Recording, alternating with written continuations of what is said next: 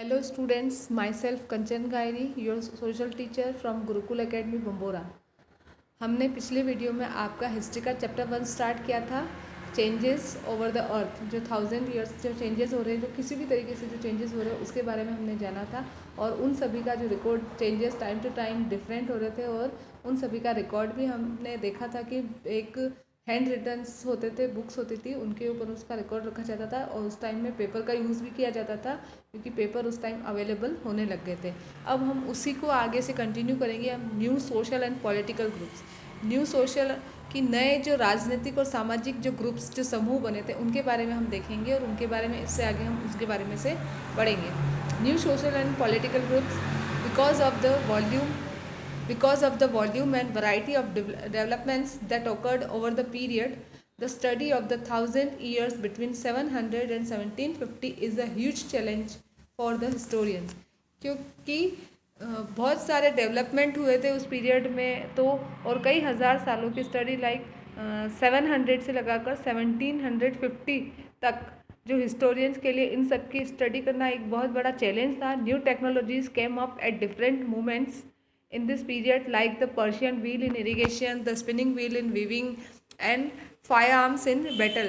इस टाइम में, इस पीरियड में नई नई टेक्नोलॉजीज, अलग अलग मूवमेंट्स इसमें हो गए थे, जैसे कि इरिगेशन सिंचाई के लिए पर्शियन व्हील, वीविंग करने के लिए, कपड़ा बुनने के लिए स्पिनिंग घूमने वाला व्हील, और युद्ध में नए नए औजार। New foods and beverages like potatoes, corn, chilies, tea and coffee arrived in the subcontinent. हमारे इस सबकॉन्टिनेंट इंडिया में नए नए फूड आ गए थे, बेवरेजेस आ गई थी, जैसे आलू, मक्का, मिर्ची, चाय, कॉफ़ी, ये सब। These innovations, new technologies and crops came along with people who brought other ideas with them as well. कि ये जो इनोवेशन, जो आविष्कार थे, ये जो नई टेक्नोलॉजीज़ थी, ये जो नई फसलें थी, ये उन लोगों के साथ आई थी जो हमारे यहाँ पर आइडियाज़ लेकर आए थे दूसरे। Consequently the period include the changes in economic, political, social and cultural understanding. तो नतीजा ये हो सकता है कि इस पीरियड में इकोनॉमिक चेंजेस हुए थे, पॉलिटिकल चेंजेस हुए थे, सोशल चेंजेस हुए थे, और कल्चरल चेंजेस भी हुए थे। आप चैप्टर 5, 6, 7 में इनके बारे में और आगे देखेंगे। Also this period witnessed great mobility in search of opportunity, groups of people travelled long distances.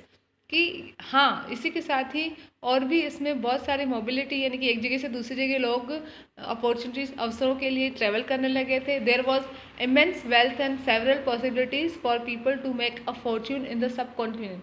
कि बहुत ज़्यादा वेल्थ में समृद्धि आई थी, और बहुत सारा लोगों को पॉसिबिलिटी, संभावनाएं भी थी कि ताकि वो अपने फॉर्च्यून को इस सब कॉन्टिनेंट में और अच्छा आगे बढ़ा सके। The Rajput, a name derived from Rajaputra, the son of a ruler. Rajput जो नाम है वो राजापुत्र, यानी कि राजा का पुत्र, were one group of people who became eminent in this period. ये एक ऐसा ग्रुप था जो इस पीरियड में एमिनेंट था, यानी कि अपना दबदबा बनाए हुए था। The term was use for warriors groups who belong to Kshatriya caste between the 8th and 14th century. ये जो टर्म था, ये उन योद्धाओं के लिए, वॉरियर्स मीन्स योद्धा, ये जो राजपूत जो टर्म था वो उन योद्धाओं के लिए किया गया था जो क्षत्रिय कास्ट से बिलोंग करते थे 18th और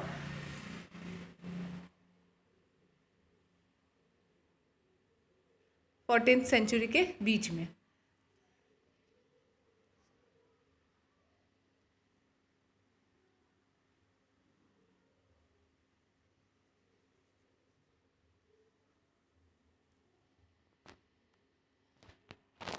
द टर्म इंक्लूडेड रूलर्स, चीफ्टेंस यानी कि मुखिया, जो कबीलों के जो सरदार होते थे उनको चीफ्टेंस बोलते थे। Soldiers and commanders who served in the armies of different monarchs all over the sub continent. In term में वो सारे राजा, वो सारे मुखिया, वो सभी सिपाही, कमांडर, वो सब आ गए थे जो कि इस हमारे सब कॉन्टिनेंट में अलग अलग मोनार्कीज, अलग अलग सेनाओं में सर्व करते थे। The qualities given to Rajput by their poet and bards included a chivalric code of conduct, extreme valor and a great sense of loyalty।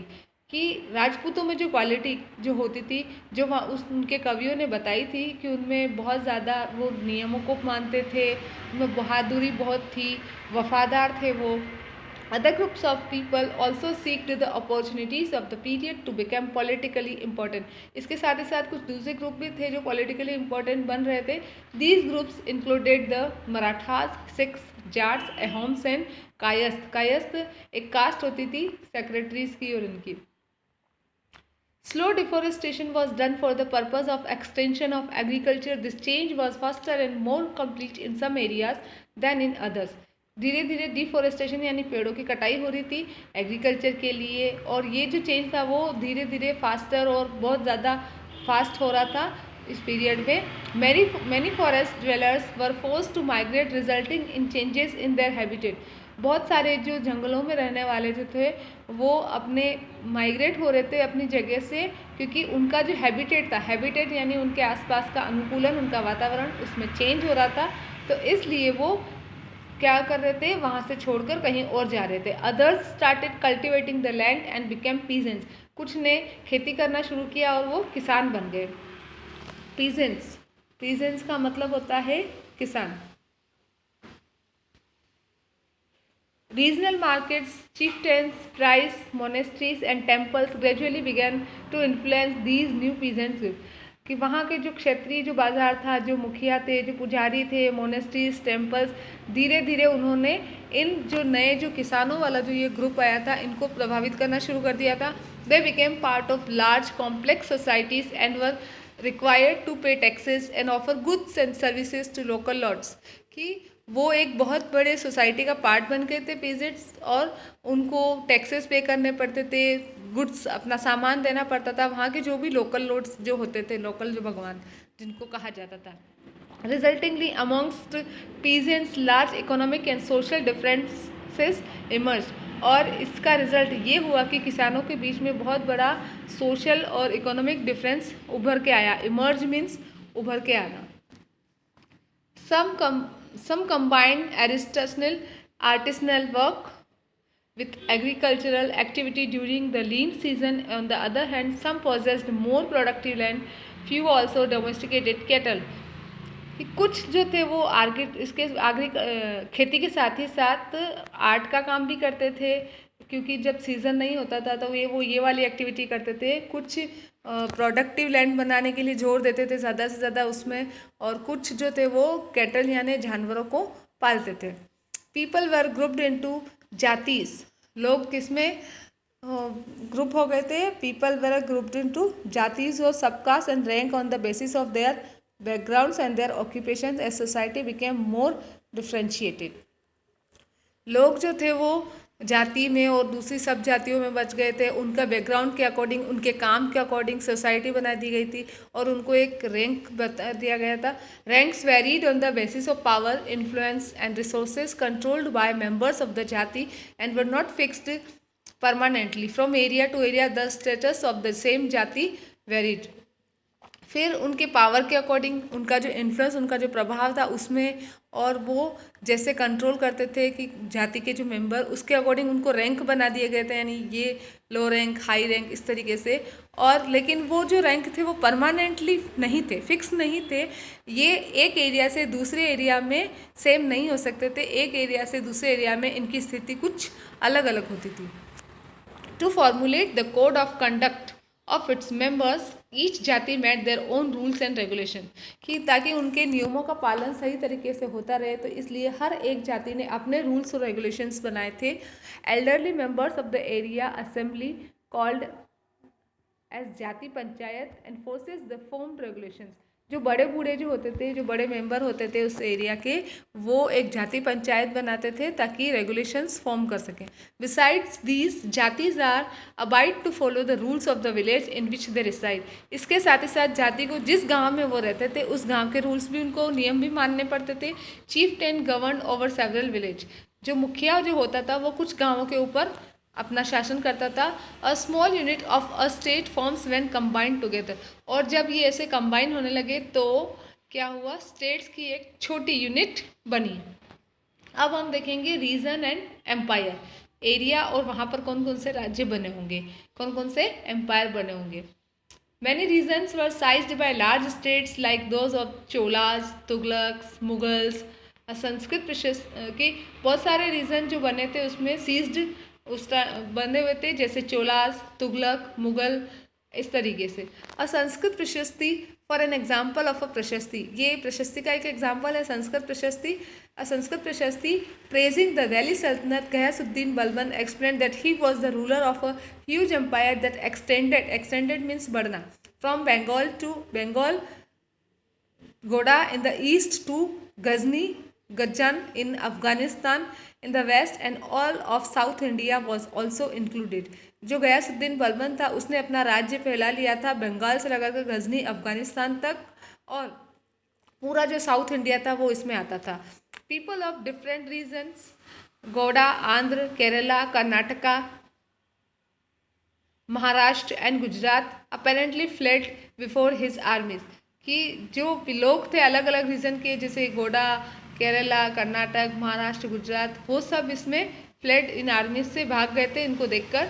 These are regarded as executed claims of conquest by the historians, और इसी को उन्होंने बहुत ज़्यादा इसी को दावेदार ठहराया है कि उन्होंने इन्हें भगा दिया था। They try to understand why rulers kept claiming to have control over different parts of the subcontinent simultaneously, कि तो आप ये समझने का प्रयास कर सकते हैं कि जो राजा होते थे वो क्यों कंट्रोल करना चाहते थे इस पूरे सब कॉन्टिनेंट के अलग अलग पार्ट पर।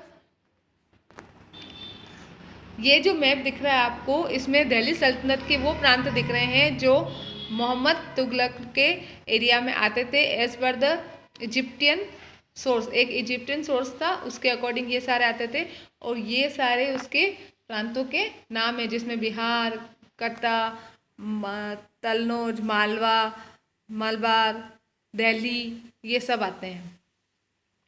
Language in region, in 1318 the poet Amir Khusrau noted that there was a different language in every region of this land, कि 1318 में जो अमीर खुसरो था उसने ये नोटेड किया कि हर एक लैंग्वेज में, हर एक रीजन में, हर एक एरिया में, रीजन मीन्स एरिया में अलग लैंग्वेज बोली जाती थी। Sindhi, Lahori, Kashmiri, Dwarasamudri in southern Karnataka, Telangani in Andhra Pradesh, Gujari in Gujarat, Mabari in Tamil Nadu, Gauri in Bengal, Awadhi in eastern Uttar Pradesh, and Hindavi in the area around Delhi. Amir Khusrau went on to explain that in contrast to these languages there was Sanskrit which did not belong to any region। इनके साथ ही संस्कृत थी जो इनमें से किसी भी area को belong नहीं करती थी। It was an old language, ये एक ओल्ड लैंग्वेज थी, and common people do not know it, only the Brahmins do, और ये एक पुरानी लैंग्वेज थी और जो साधारण लोग इसको नहीं जानते थे, सिर्फ ब्राह्मण से इसको जानते और समझते थे। Distinct geographical dimension on language and cultural characteristics were possessed by many regions around 700, कि 700 के आसपास में जो जोग्राफिकल डायमेंशन था उसके अकॉर्डिंग उसकी अपनी लैंग्वेज और कल्चरल कैरेक्टरिस्टिक्स होते थे और वो उसी पे जोर देते थे। In chapter 9 you will learn more about this, आप इसके बारे में और आगे चैप्टर 9 में पढ़ेंगे। They were also associated with specific ruling dynasties, ये सभी एक स्पेशल रूलिंग डायनेस्टीज से एसोसिएटेड थे। Between these states there was serious conflict, और इन सभी के बीच में बहुत गंभीर कॉन्फ्लिक्ट मीन्स विवाद, संघर्ष चलता था। Dynasties like Cholas, Khaljis, Tughlaqs and Mughals were able to build an empire that was pan regional covering diverse region, कि ये जो डायनेस्टीज थी, ये राजवंश थे, जैसे चोलास, खलजीज, तुगलक, मुगल, ये सब अपना अपना अंपायर बनाने के लिए एबल थे, और इन्होंने अपना pan regional covering diverse region, इसका मतलब होता है कि अपने बहुत सारे एरिया को, अलग अलग एरिया को मिलाकर उन्होंने अपना एरिया बनाया था। Not all these empires were equally stable और सक्सेसफुल, और ये सारे के सारे जो एम्पायर्स थे, जो डायनेस्टीज थी, सभी बराबर इतने सक्सेसफुल नहीं रह पाए थे।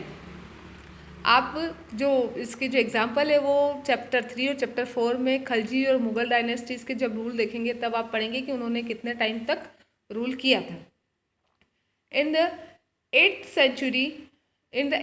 century the Mughal empire started declining which led to the re emergence of regional states. 18th century में जो मुगल एम्पायर था उनका डिक्लाइन यानी उनका समाप्ति की ओर स्टार्ट हो गया था, जिसकी वजह से वहाँ के जो क्षेत्रीय जो राज्य थे वो फिर से उभरने लगे थे।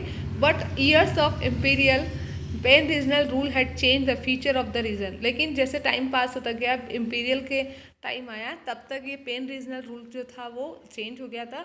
Across most of the subcontinent the regions were left with the legacies of the big and small states that had ruled over them. और फिर इस सब कॉन्टिनेंट में छोटे बड़े ऐसे कई राज्य बन गए थे।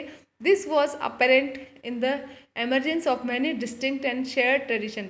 और इसकी वजह से बहुत सारे ट्रेडिशंस वगैरह हो गए थे, कस्टम्स हो गए थे। In the realms of governance, the management of the economy, elite culture and language. और उसके साथ ही बहुत सारी लेयर्स भी गवर्नेंस की हो गई थी, जैसे कि इकोनॉमी का मैनेजमेंट, कल्चर, लैंग्वेज, वो सब भी इसमें आ गया था। The character of the different regions did not grow in isolation, कि जो अलग अलग रीजन की जो कैरेक्टर है वो इस टाइम में उभर कर नहीं आए थे। During the period between 700 and 1750 the impact of larger pan regional forces of integration without ever quite losing their distinctiveness was felt by these regions. और इन सभी ने कि जब वो अलग अलग छोटे छोटे राज्य कहीं पर किसका ऐसा था, तो उन्होंने अपने आप को महसूस किया और उन्होंने खुद से अपना ओन स्टेट, चाहे छोटा हो या बड़ा, सभी ने अपने अपने स्टेट्स में कवर करना शुरू किया। यहाँ पर आपका चैप्टर ओवर होता है। इससे आगे का चैप्टर का ये पार्ट 2 ओवर हो रहा है, और इससे आगे ओल्ड एंड न्यू रीजन से हम आगे वाली वीडियो में पढ़ेंगे। Thank you and have a nice day.